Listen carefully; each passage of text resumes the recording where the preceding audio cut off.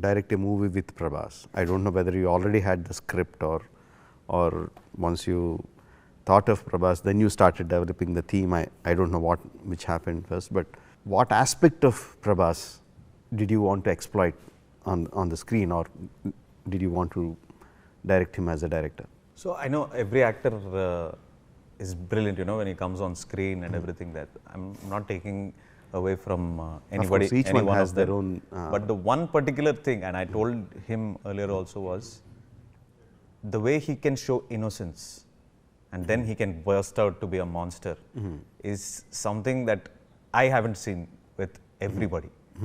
And that is probably what we have exploited in the movie also. Yeah.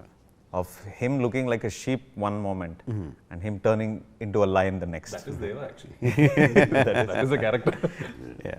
Kaallu pattukuntadu, tala narukutadu. Yeah. So that is something that we, I mean, he is every bit of Deva, the character, you know.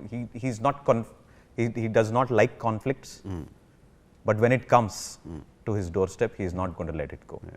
So that the innocence is something that I had always seen, you know. You loved it from Varsham, and it was best exploited again in Bahubali. Mirchi was more of being arrogant from the beginning, but Bahubali is something that, you know, you would fall in love with a character like that, you know. It wasn't unnecessary for him to be violent.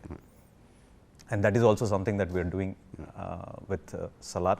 And that was the first thing that I told him also at that point of time, that, you know, I love the innocence, because everything else that comes after that is what we can show in the movie, and that will be the most beautiful part of, you know, just before we have an outburst. That moment that he holds himself back is probably going to be the best part of the movie. So how violent an innocent man can be, that is, yes, correct, that is your take of Prabhas in Salaar. Yes, sir. Yeah, fans would be like, will be going crazy hearing that line. I'm telling you, this is much bigger elevation for them. This is what they want to hear, and this is what they want to see. The scene where Deva finally flips, because through the film Varada manages to hold him back.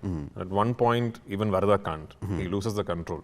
The scene where Deva finally flips, I think the synopsis of that scene is what Prashanth just said, right? But that is a whole, like, the entire film builds up to that point.